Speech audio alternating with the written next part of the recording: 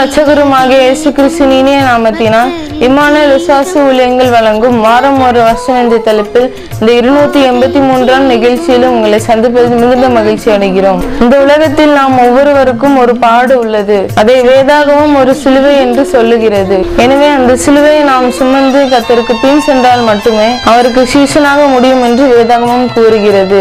எனவே அனுதினமும் நாம் அந்த சிலுவையை சுமப்போம், சீஷராக மாறுவோம். இந்த நிகழ்ச்சியை உங்க நண்பர்களுக்கும் உறவினர்களுக்கும் அறிமுகப்படுத்துங்கள். கர்த்தர் உங்களை ஆசீர்வதிப்பாராக. ஆமென். அனைவருக்கும் வணக்கம். இந்த வார வசனம் லூக்கா 14:27. தன் சிலுவையை சுமந்து கொண்டு எனக்கு பின் செல்லாதவன் எனக்கு சீஷனாய் இருக்க மாட்டான். Whoever does not wear his own cross and come after me cannot be my disciple. Luke chapter 14 verse 27. Thank you.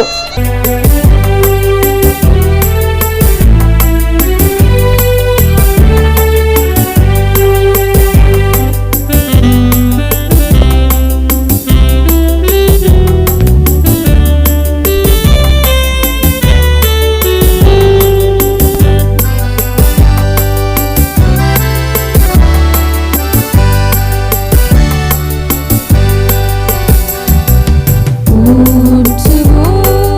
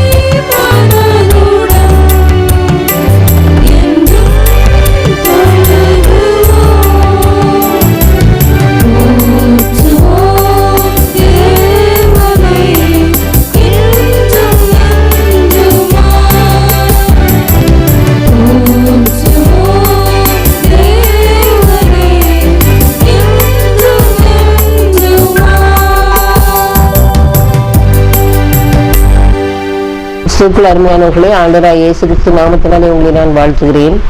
Emmanuel விசுவாச ஊழியங்கள் சார்பிலே ஆண்டவருடைய வசனங்களை, குறிப்பாக சிலுவையை பற்றி நாம் தியானித்து வருகிறோம்.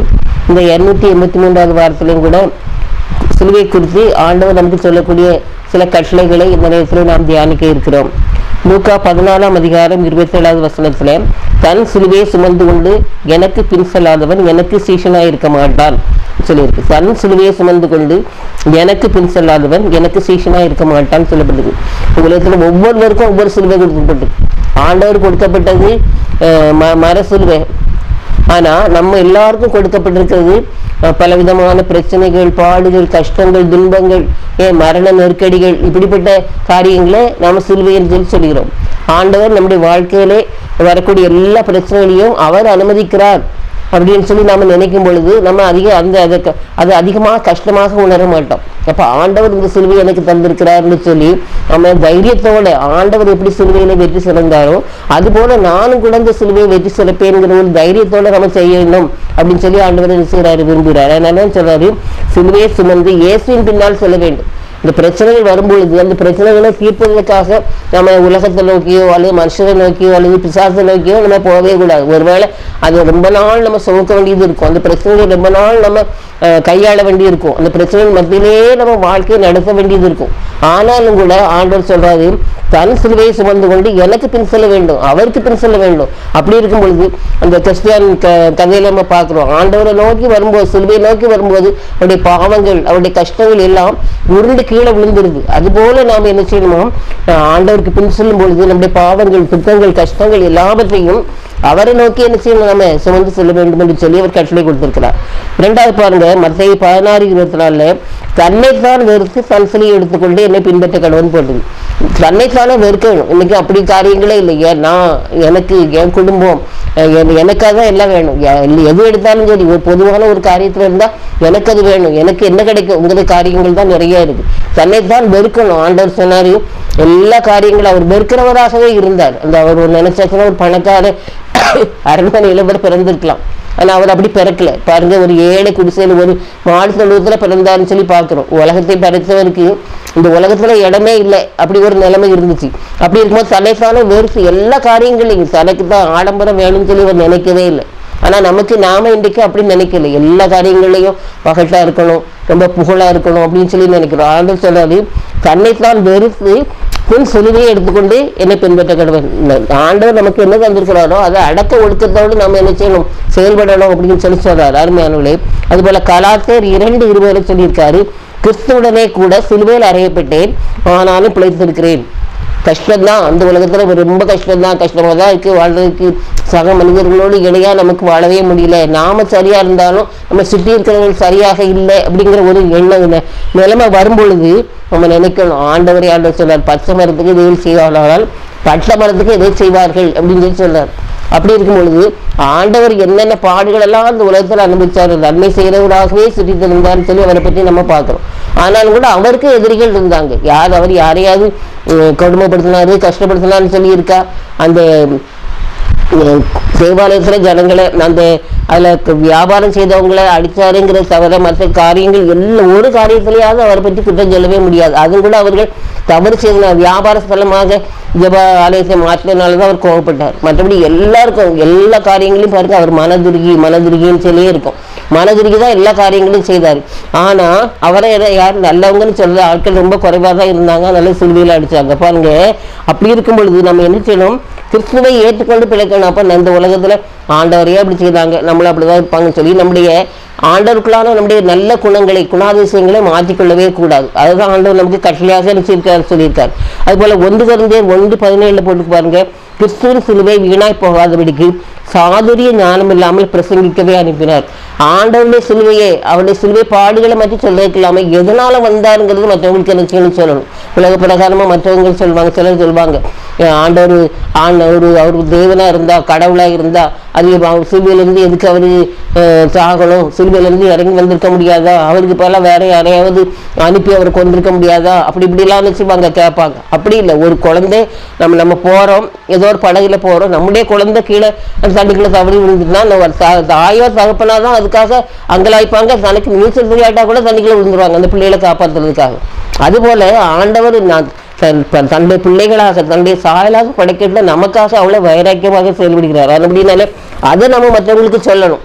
வெறுமையா சிலுவைன்னு சொன்னா ஏதோ கஷ்டப்படுத்துறாரு, ஏதோ கஷ்டமான காரியங்களை செய்தாரு, தப்பு செய்தாரு, அதனால சிலுவையில கொண்டு அரைஞ்சிட்டாங்கன்ற மாதிரி இருக்கும். அவருடைய சிலுவையினுடைய மகத்துவத்தை மற்றவங்களுக்கு சொல்லணும். அதுதான் ஆண்டவர் நமக்கு கொடுத்திருக்க கட்டளையாக இருக்கிறது. ஆகவேனால இயேசு பின்னால நம்ம போகணும், தன்னைத்தானே நம்ம வெறுக்கணும், அது மாதிரி சிலுவையை ஏற்றுக்கொண்டு நம்ம பிழைக்கணும். அது மட்டும் இல்லாமல் மற்றவங்களுக்கு சிலுவை பற்றி சொல்றதுக்காக தான் ஆண்டவர் வந்து உலகத்துக்கு வந்தாருங்கிறத மற்றவங்களுக்கு சொல்லியிருக்காரு. இந்த கட்டளைகளை ஏற்று செயல்படத்தக்கதாக ஆண்டவர் நமக்கு உதவி செய்வாராக. ஆமாம். சத்திய வேதம் பக்தரின் கீதம் சுத்தர்கள் போகும் பாதை